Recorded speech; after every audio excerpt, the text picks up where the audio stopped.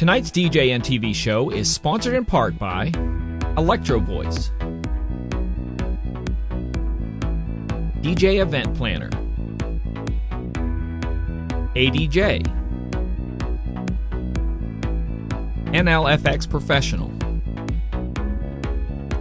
Promo Only, and DJNTV Insiders.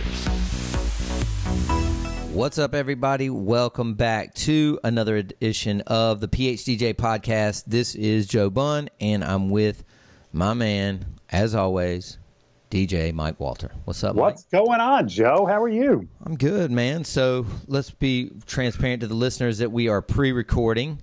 That's right.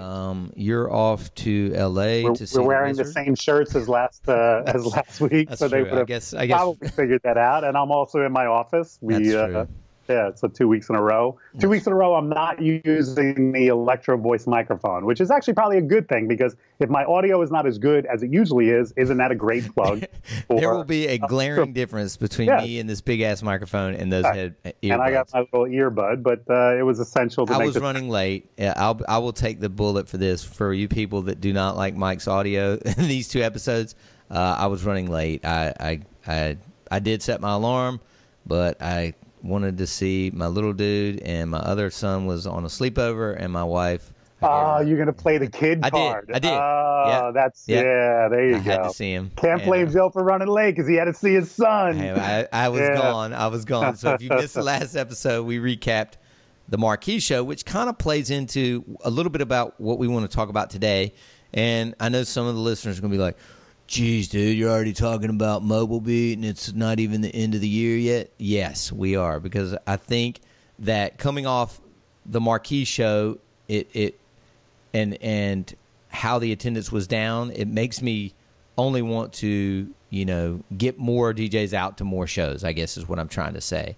I totally agree. It blows my mind that attendance seems to be trending down in our industry. Yeah. I don't know outside of the DJ industry. I'm sorry. Is attendance any DJ show? That's right. Yes. Yeah. I think there's too many people, and we might be guilty of being a part of this. I think there's too much free content out there, and there's too many people that would rather sit at home and get their free content and then never leave their house or office to actually, pay for anything, which I think is an extreme disadvantage, because even though you can watch videos on YouTube and listen to podcasts and read stuff on DJ idea sharings, Facebook page, there's still no substitute for actually going in person and seeing people speak and having those one-on-one conversations in hallways. So I think it's a shame if people are thinking that they're getting enough online and they don't need to go.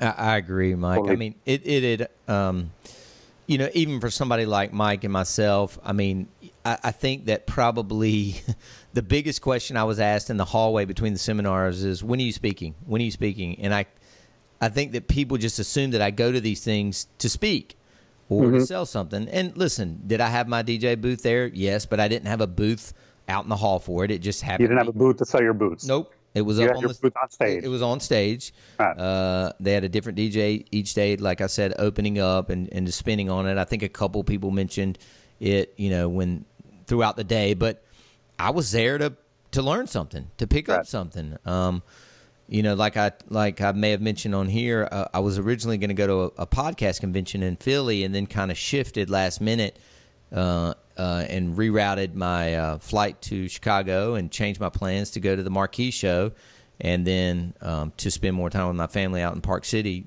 during the podcast convention instead of going there. So, at the end of the day, I think I made the right choice. I got some notes. I picked up some nuggets. And if nothing else, the people that I networked with and went out to dinner with and went to lunch with, I mean, that's where you maybe get more than anything else. You know what I mean? Right. And hopefully some new listeners to our podcast. Where there were some people who were unaware of this. Yep, I think I plugged and pushed. I had multitudes of postcards at everybody's seat every morning. So I definitely think we'll pick up some more listeners, and that was kind of to spread the message. So at the end of the day, I didn't really have anything to sell per se, and I was still there to learn. So, and I've been in this game for 30 years. I mean, so is Mike, and he still goes to these things. Yep. So anyway, so leading into this, Mike, let's talk a little bit, since you're starting to get a little bit clearer picture of March of next year at Mobile Beat. I mean, from what I understand, you're kind of the, I don't want to say the keynote, but I mean, I will say you're the opening act of the whole show. Yeah, that was quite an honor. I was in talks with Ryan Berger and Jake from Mobile Beat, who were the two big decision makers, and they've asked me to kick off the show. That very coveted, and I do mean coveted, Monday afternoon slot. Marcello did it a couple years ago to a packed room. Randy Bartlett did it this past year to a packed room. Randy to a packed room, and I guess because Randy's retiring, if he really is, they had a hole in that. In that slot, and so they tabbed me for it, and I'm really honored. I'm blown away.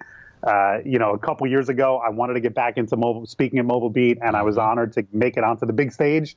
And now I feel like it's a step up even to not only like be on the big orchestrated stage, but that. You did, Joe. You and a number of other people were instrumental in getting me back in the good graces at Mobile Beat. Yeah. And so now I've been given that tab, and I'm thrilled about it. And I'll tell you this: I've never started so early working on a seminar. I've already got my title. I've already got my concept. I've already got slides that I'm putting together in my Mac. I'm planning on doing a survey, which when I'm ready to do it, I'm going to reach out to our listeners of this podcast and ask for your help. My basic seminar it's called "Why Do They Dance?" and what can we do to enhance the experience. And so the last couple of years, if you've seen me speak, you know I've been talking about performance, but obviously from our point of view as DJs. What can we do to, get more people on the dance floor, and what things can we do with those people while they're out there to kind of increase the energy? Well, this time around, I really want to kind of turn that concept around and look at it from the other point of view. What do people who attend weddings and go to events and go to parties, what do they experience from us as a DJ? And that's why I say when I want to do a poll here, I want to poll people who aren't DJs. I want to poll people who are attendees. Why do you dance? Why don't you dance? What things get you on the dance floor? What things stop you from being on the dance floor?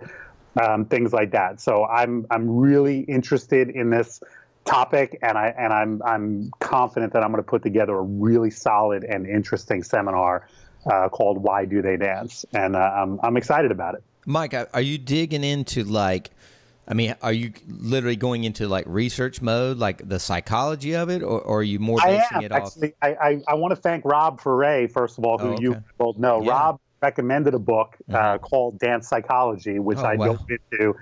And there wasn't a lot that I'm going to take away from that book and put into the seminar, but it got my wheels turning. And when I say that, the book is interesting. Anyone out there who wants to pick it up, I'd recommend it. Although, as an aside, it was self-published and it was littered with typos. And I thought about, I'm working on my own book today in music, and I've already undergone one proofreading. And now Randy Bartlett has a copy of my manuscript, and he's proofreading it. Nice. So I'm really scrubbing this thing clean as much as possible. And as I'm reading this book, I'm like, holy, this guy could have used some extra proofreading. But anyway, it really got my mind thinking about it. And the reason why I'm not taking a lot of it away from the book to my seminar is he wasn't talking about private parties. A lot of the book is about clubs, what we experience when we dance. No, more like dance schools. And people who attend a dance class and things like that, what they get out of it. Yeah.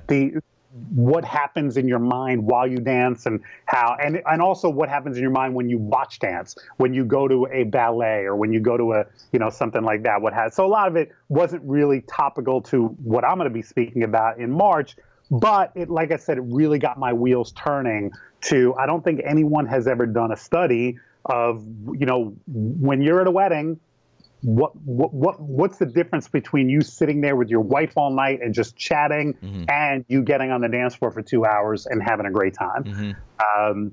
Obviously alcohol is a big part of it, and I'm not going to downplay that, but it's not just alcohol. There are other factors involved, and I don't pretend at this point, 8 months before giving this seminar, to know the answers.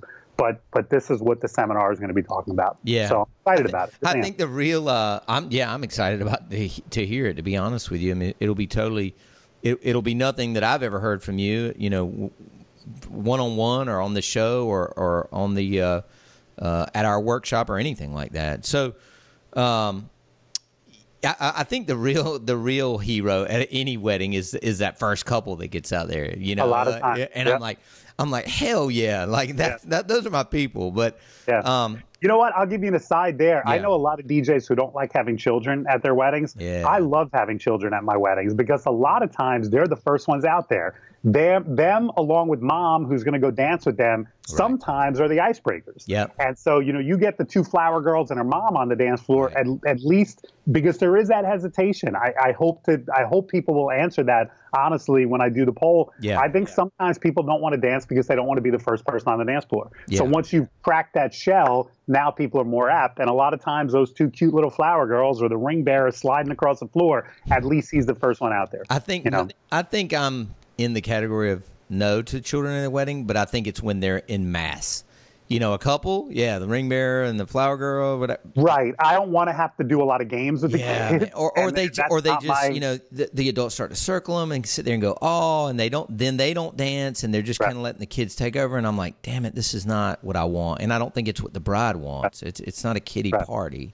Anyway, maybe that's another episode. I'll write that down. So let's talk a little bit more about Mobile Beat, because you just mentioned something that I didn't even really know about. Tell us about this microphone thing that you're doing in the morning. So besides the fact that I'm kicking things off, Ryan and Jake have asked me, and I'm looking off screen here if you're watching on video, just because I actually just got an email right before we went on, so they're already. I think it's interesting that I haven't gotten an email about speaking at all, which leads me to believe that I'm not speaking. Well, you know what, Joe? I think you assume that they're going to reach out to you. You need to throw your hat. And believe me, I got this thought, but Ryan didn't email me the day after Mobile Beat and say, "Hey, you were great. You're the man." You know, I emailed Jake and Ryan right after I spoke this past year and said, hope you were happy with everything. I got good feedback. I'd love to be back. So you have to be proactive. I have 100% done that based on your recommendation. Right. Well, and if they didn't reach out to you, then they were clearly that great. Impressed. Yeah, I guess they were unimpressed with your seminar last year. I felt good. But no, it seems like I think that they're trying to get the big rocks in place before they film other things. So I would reach out to them again. I'm a small pebble, and you're a big rock. I get that. That's kind of the way that analogy was going, but I didn't want to go there. So, besides me kicking things off on that Monday, I have been tabbed to do, and they're calling it 3 DJ Institutes, along with Ben Stowe, who's going to be obviously doing a tech thing. Tuesday morning and Wednesday morning, I am going to be doing microphone workshops. Yeah. I think the way it's set up is prior to the seminar's beginning. And what my vision is of a microphone workshop is a very small group. I think we've said about a dozen per time slot. So it's going to be first come, first serve. You have to buy your pass, and then you have to sign up to attend these things. And it's going to be you as an attendee, get on the microphone and perform something. And then I get an opportunity to critique and offer some, constructive criticism and some feedback and things like that. So much like we used to do at our workshop when it was here in Raleigh. And to me, that's why this was perfect, because when Joe and I moved the PHDJ workshop to Mobile Beat, we had less time than we've had at Raleigh. At Raleigh, when we do them down in Raleigh, and I don't want to talk about it in past tense because I would love to do another full 2 days down at Raleigh. We just haven't worked that out yet. But when we do it at the tail end of Mobile Beat, it now is a day and a half instead of 2 days. And what we pulled out of that was the microphone workshop segment. So that's why when Ryan and Jake reached out to me about this, it made perfect sense, because now if you want the full PHDJ workshop experience, get your pass early for Mobile Beat. Mobile Beat 23 it is, MBLV 23. Get your pass early, get signed up for my microphone workshop, and then go to phdjworkshop.com and sign up for our workshop, which begins Thursday afternoon as soon as the education is done. Correct. Stay Thursday, stay Friday. Now you get the full PHDJ workshop experience. And listen, guys, I mean, nobody's going to argue the red eye is not amazing, unless you can Xanax or Ambien yourself to sleep and make it back to the East Coast or wherever. But Mike and I both took it out. We were at the airport with 2 hours to spare. You know, we're able to get dinner, hop on the flight, and both of us did gigs on that Saturday. And nobody says you didn't, because it was St. Patty's Day. Right. I spent the day with my beautiful Irish wife. But I did rock a gig. It's a national holiday in my house. You do not make plans on St. Patrick's Day. But listen, nobody says you have to take the red eye back. If you're not booked that weekend after, hello, stay in Vegas. I've heard there are a few things to do in Vegas. There are 1 or 2 nightclubs, especially the weekend. So, I mean, you and I basically do our workshop that ends Friday afternoon, evening, and we take the red eye back. But nobody says you have to do that. Correct. You know, you could turn it into a good, fun couple days. Well, okay, so that was my next thing in terms of getting people signed up early. I mean, you know, last year we had this kind of slow growth effect in terms of getting people signed up, and you know, as always, I'm kind of the worry wart, and Mike's like, no, you know, people are just going to wait, and they're going to wait, you know. This year, hopefully, with the help of the podcast and pushing you guys, we can get people signed up a little bit earlier because, I mean, pretty much didn't we sell out last year, Mike? I mean, we did. It was, I think, it was the most crowded workshop we've had. Yeah. I mean, from the front to the back, we had it set up classroom style. I mean, we could have put maybe 1, 2 more people, but it was 25 to 30 people. Yeah. Didn't we pick up a couple people last minute, I think? Yeah. So if you are going to sign up, you know, you have any intention of doing so, like Mike said, go ahead and get both passes now. I mean, our price doesn't fluctuate with the date or with the impending. Yeah, we don't give an early bird discount or something like that. But yeah, I mean, I have no challenge with the price for our workshop because people tell us afterwards it was, you know, they rave about it. Yeah. They say they got way more value than what they spent. Yep. They've told us that we've literally changed their business around. Yep. And so I'm very confident that we're still providing really good value. And it kind of goes back to one of the things we were talking about on the last episode, that some people just don't want to spend money for education, don't want to get out of their house. But there is a segment of this industry, and as I'm sure there's a segment in every industry, that recognizes the value of advanced education and is willing to spend some extra money for it. And I think that those are the people, obviously, that we're looking to reach. You know what's funny about it, Mike, and the level of success of some of these people that come to our workshop. Not saying that we didn't lead them there. Like the people that came to our workshop, especially some of those earlier ones, you know, your Glenn Roushes and your Jason Clocks, you know, and I didn't really know those guys, and you kind of did, which is why I partnered with you, because I knew people would come to see you. But, you know, when I would, you know, before they were coming and I start looking at their companies, I'm like, man, these people are already crushing it. And here they are coming to learn more. And it goes back to exactly what I was saying about the Marquee Show. I didn't really get into this in the last episode because I was too busy recapping. But, you know, again, the show was small, so I talked to a lot of people. But the people that I had the most conversations with, I met at our workshops.